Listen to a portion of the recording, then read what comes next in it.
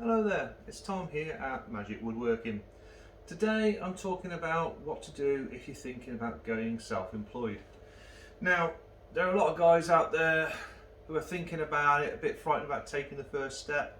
Hopefully what I'm about to tell you will help you out if you're looking at going down this route. Now I've got 10 points here which I would say listen to, take on board before doing it. And if you follow each of these points, it'll be a good step in the right direction. Now before I get into this, can I please ask, if you like my videos, please give me a thumbs up, subscribe, it costs nothing, it really helps the channel, and I'm really trying to get this channel moving, so I would really appreciate it. And if you've got any questions at the end, please put a comment in, I'll answer as many as I can. Anyway, let's kick off with this. So the first thing I would say is legwork. Now what I mean by legwork is, don't be afraid to get out there, print a load of flyers, go door to door, post them to the letterbox. Even if they throw them in the bin, first of all they've got to look at this flyer to determine if it's something they want to read, useful to themselves, whatever, but they've got to look at it. So straight away you're halfway there. They already know your name, they already know what you're looking at. Even if they don't want you to throw you in the bin, it's mentally there. Now I normally say for every 500 to 600 flyers you post, you might get one job. Now that sounds a bad statistic, but to be honest, it doesn't take long, 2 or 3 hours to go around 400 or 500 houses, and if you nail yourself a £500–600 job, well, you got 3 days worth of money. Also, websites. Do yourself a little website, go through Wix, very easy to design it. Will literally take you a couple hours and they can find you within a month or two. You'll be on Google and up and going. Next, get yourself a good accountant. I can't stress this enough. A good accountant stands between you and the tax man. Just give him all the information he needs, i.e. receipts. He will do the rest. And as I say, it is the first thing really you should be looking at as soon as you go down the self-employed route. Next, get yourself a CIS card. Some companies work with CIS, some go through composite companies. Either one works, but you need it to register yourself for self-employment. Another one is construction agencies. Now I've used these in the past. When you're first starting off, they're brilliant, because if you've got no work coming in from your own customers, you give them a phone call and within a couple of hours, most of them will come back and give you a week's work here, 2 months worth of work there.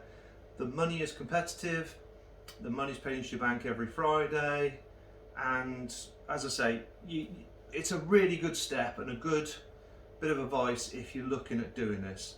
So I would say get yourself at least 4 or 5 construction agencies. Just look them up online, Google them, lots will come around your area, and as I say, give them a ring, put your name down, and before long they'll give you some work. Next, appearance. Now what I mean by this is, don't turn up to a job with your ass hanging out your jeans. Tie your work trousers, you know, look presentable. It's surprising what impression it makes. Also with tidiness, what I'm talking about is, after you finish the job, clean up, hoover up. You sparkies out there, you're the worst at it, I know, but as I say, leave it tidy once you're finished. You'll get so much more repeat work from that. When they think you're messy, they just don't want you around. It causes them hassle, you know. Next, tools. Now, if you look at going self-employed, especially as a carpenter, you do need a fair bit of kit. Initially, along with the agencies as well, as long as you've got basic kit, you can get by. When I say basic kit, I mean handheld circular saw, SDS drill. Get yourself a drill, an impact driver, set of chisels, hammer, you know, the regular sort of hand tools. You don't have to go over the top. If you can afford it, get yourself a chop saw as well. And this will cater for 90 to 95% of the jobs they're going to put you on. A good Stabila spirit level, 6 foot, maybe a 3 foot as well. And you're good to go on, as I say, most of the jobs. You're covered. After that, once you start getting your clients and you have to start doing pricing up and whatnot, get the price of the materials up front. And again, when you're first starting off, your cash flow isn't going to be great. If you have 10 customers, each one with materials buying £500 to £1,000, £500 to £1,000, by the time you get to the 10th one, you could be at £8,000 to £10,000. you know, no one's got that sort of money kicking around, so get the customer to pay for the materials up front. If you want to get 40% of the labour or more, that's entirely up to you, but definitely get the materials up front. And also, if the customer decides to be a bit funny and don't pay you, you're only out of pocket your labour, not the materials as well. So definitely I would advise that. Next, any estimate you do, whatever you come up with, always add 20%. This allows for problems, and problems come up on every job, especially older jobs. You can never tell what's behind those walls, what you're going to encounter. Add 20%. You know, if nothing happens, you're up by 20%. If it does, at least it covers you. Next, don't be afraid to work. Now, I don't mean just a standard day. I mean, if you've got lots of work coming in, do it. Push yourself. Get as much work done as you can. Get as much money as you can, because the gravy train ain't gonna last forever. You always have bad weeks, bad months, and then you can fall back on that money in the bad times. Definitely, you know, work weekends as well, especially when you're first starting off. It makes a better impression, shows you're a worker, and as I say, as things get better, you can ease off.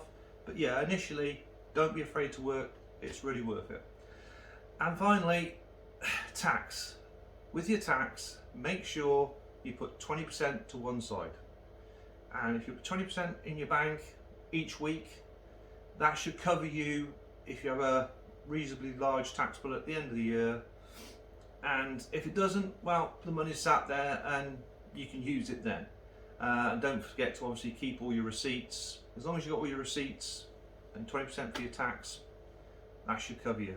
Apart from that, guys, just go for it. Just literally get off your ass, go self-employed. You'll never be a millionaire working for someone else. There are so many guys I know out there working for companies, and they could be good guys working on their own, earning a lot more money. It's worth it. If the worst comes to worst, you go back and work for a company. But just get yourself out there, give it a go. As I say, if you've got any questions about going self-employed, I've been doing it since '98. I've been, you know, self-employed for 23 going on 24 years. I've only ever had the odd week here and there where I've been out of work.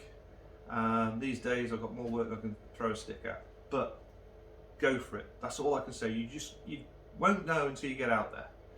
So yeah, give us a shout. Give me a like up if you like this video. Love it if you could subscribe. It costs nothing, as I say. And yeah, please send me some comments. If you've got any questions, I will answer them as fast as I can. I'll catch you in the next video. Thanks then.